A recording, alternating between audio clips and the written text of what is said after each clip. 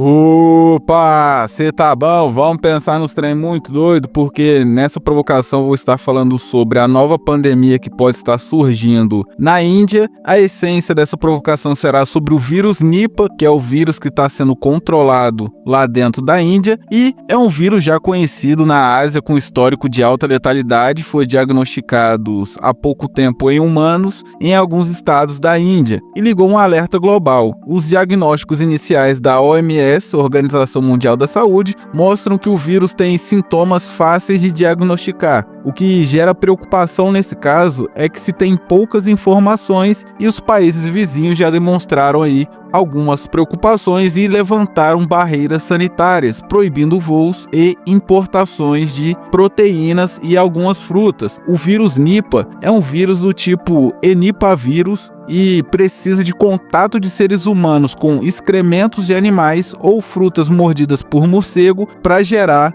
uma contaminação. A transmissão para outro ser humano só ocorre com exposição prolongada a secreções e sangue. Sem ter contato com secreções humanas ou sangue, é quase impossível haver algum tipo de contaminação. Porém, o que foi alertado nos últimos dias é que o vírus vem apresentando algumas mutações e o contágio para seres humanos aparentemente deu um pico, o que assusta, mas o vírus ainda, ao que parece, está controlado. Nessa provocação vou trazer pontos que derrubam a narrativa de uma nova convite, se é que tu me entende, convite, pois o maior problema não é o contágio, e sim a OMS fazendo algumas operações ocultas na Índia. Tá rolando alguns movimentos estranhos e que está assustando até mais do que o próprio vírus. E antes de trazer esses pontos, aquele velho trato de sempre, você se inscreve no canal, deixa o seu like e, se possível, faça um apoio para o canal através do QR Code que está no canto superior da sua tela. É uma troca simples, eu te entrego provocações semanais e você deixa pelo menos o seu like. Esse vírus, esse novo vírus, o Nipah, ele está sendo debatido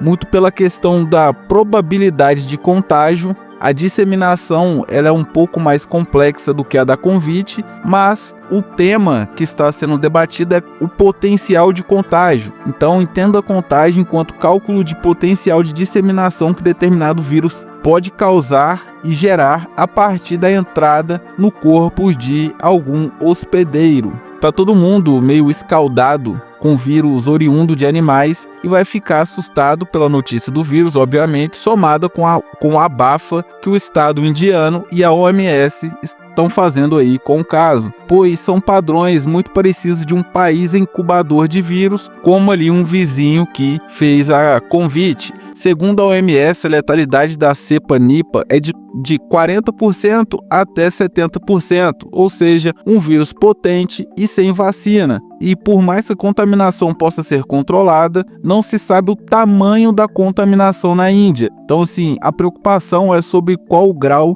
que está o contágio desse vírus. Estamos em um cenário de otimismo, mas com um sinal ligado pela ocultação de dados pelo governo indiano e OMS. Então, se tu conseguir entender que está todo mundo meio preocupado para saber qual é o tamanho do contágio, para meio que tentar se precaver, você praticamente mata toda a provocação, inclusive aí essa análise de dados meio oculta que a OMS está fazendo, pois o vírus foi identificado no estado de Bengala Ocidental, na cidade de Calcutá. Agentes de saúde que trabalham em fazendas se contaminaram e acenderam o alerta geral. Jornalistas meio que se assustaram com o estouro de casos de pessoas contaminadas e ligaram o alerta na mídia, chamando a atenção de países vizinhos que passaram a cobrar mais informações da Índia. Até porque, né, é comum que você queira saber como estão os focos descontrolados de um vírus sumido há 40 anos. O que me deixa aí um pouco preocupado é que, com a explosão de casos na Índia, os países vizinhos ali, Taiwan, Tailândia, Bangladesh, passaram a investigar suas fronteiras e adivinha, sim, tem casos lá também. Uma boa parte da Ásia, mais próxima da Índia, estão tendo focos de contaminação por conta do mercado de carnes que a Índia acaba fazendo ali na região. Estamos vendo uma situação muito próxima do que foi a convite, com o conforto da contaminação pelo vírus Nipah, tendo uma disseminação bem mais baixa do que a convite, porém com o risco de uma Índia com 1,5 bilhão de pessoas gerar uma potência maior do vírus. E uma coisa que está sendo o cerco dessas informações é uma ideia que partiu desse cerco de focos. A Índia cercou esse estado e não está deixando informações saírem. Porém, fica coisas meio que intuitivas, pois normalmente se monta uma quarentena quando existe vários focos de determinada doença espalhadas em uma cidade ou estado. Os casos estão sendo monitorados pela OMS e o foco geral está em obter mais informações para ter uma análise geral. Nem o governo indiano nem a OMS estão querendo divulgar dados. Países que fazem muita importação da Índia, como a Inglaterra, e que tem aí um comércio histórico, começou aí a fazer uma pressão para que se force um compartilhamento de informações para se ter uma ideia do estágio que está dentro da Índia dessa nova cepa com letalidade absurda. Ao que se sabe, conseguiram controlar um pouco o avanço do vírus ao controlarem as carnes de porco e o combate a morcegos, e o morcegão aí novamente. Colocaram também aí 110 pessoas em quarentena para fazer algumas análises, enquanto monitoram mais algumas regiões com aumento do foco do vírus. Só após esse primeiro cerco e controle é que projetarão o tamanho da bomba que o mundo vai ter que suportar. Se só estourará na Índia ou se será um risco global, vai depender aí de muita coisa, de muita análise desse pessoal da quarentena. E isso se a Índia quiser cooperar com todo mundo, até porque uma cepa global faria a Índia ser responsabilizada por ocultar dados e gerar um prejuízo global. Ou seja, eles vão empurrar isso com a barriga ao infinito. E esse cerco que a OMS está ajudando a Índia a fazer, ela tem um objetivo meio claro, que é de evitar pânico, porém eu não sei se é o caso certo de se evitar pânico. A OMS sempre usa uma condução de contágio sanitário de maneira muito silenciosa. É o modus operandi deles, para evitar imprudências no entorno do vírus. O problema nessa história é que a Índia é uma das maiores exportadoras de tudo, de qualquer coisa do mundo inteiro. Então, tanto comida quanto remédio, a Índia pode estar aí contaminando geral. Não dá para forçar um país a cooperar, mas se o vírus tiver potencial de contaminação global, talvez ser discreto não seja aí a melhor das virtudes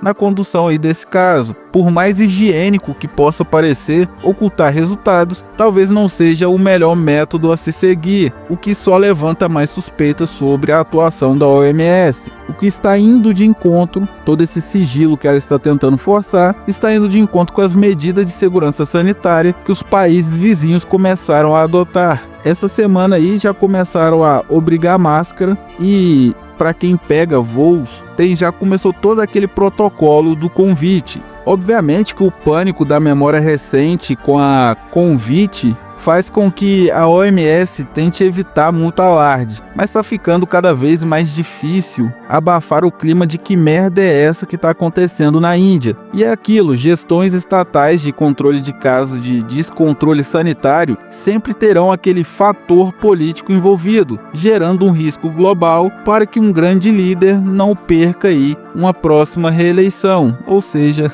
as eleições na Índia possivelmente valem mais do que a sua saúde. E é aquilo. Está sob controle? Aparentemente está sob controle, mas isso deixa meio que evidente a falha institucional que a globalização forçou o mundo a aderir. O mundo é obrigado a seguir as recomendações de saúde da OMS para aumento da cobertura e qualificação do cuidado com a saúde em todo o planeta, tendo um único problema em todo esse movimento de união, que é a transparência que a OMS tem. As suas metodologias e números usados não se tem como aferir. A instituição que cuida da saúde do mundo trabalha no escuro, com dados submersos em centenas de páginas de relatórios vazios que quase têm a intenção de esconder os dados coletados, o que acaba gerando aí esse pânico geral em todo o planeta e rumores mentirosos que não vão ser desmentidos porque a organização que deveria desmentir mentiras está ocultando dados. Um mundo globalizado onde a comida e remédio podem vir de qualquer lugar que reduza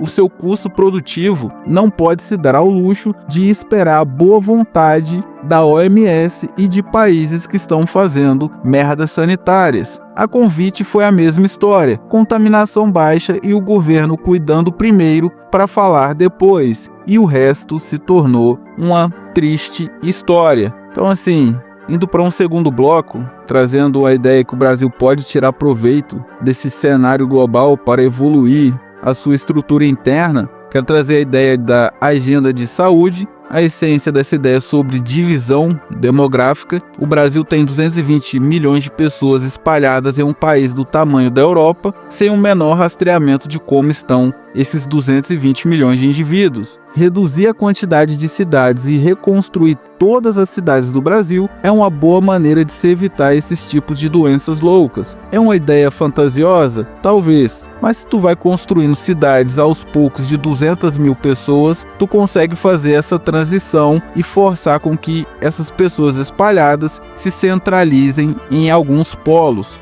Em uma cidade de 200 mil pessoas, a probabilidade de uma cepa gerar muito dano é mínima, pois tem um número menor de contato entre os indivíduos, além de um controle sanitário bem melhor. A redução de cidades fará com que a quantidade de profissionais da saúde que temos hoje faça uma cobertura especial, reduzindo o risco de contaminações gerais. Cheguei a fazer um cálculo sobre hoje nós temos aí algo em torno de 450 mil médicos e reduzindo as cidades para 1.100 cidades, nós precisaríamos aí de algo em torno de 30 mil médicos e o que sobrar poderíamos fazer análises específicas, ajudando aí o Brasil a ter um acesso básico a coisas que vão evoluir a saúde do brasileiro médio. 25% do Brasil não tem saneamento básico e 48% dos brasileiros ficam sem acesso à água pelo menos 3 vezes durante a semana, o que acaba gerando vários tipos de problemas respiratórios e de queda da imunidade dos indivíduos locais, pela falta de higienização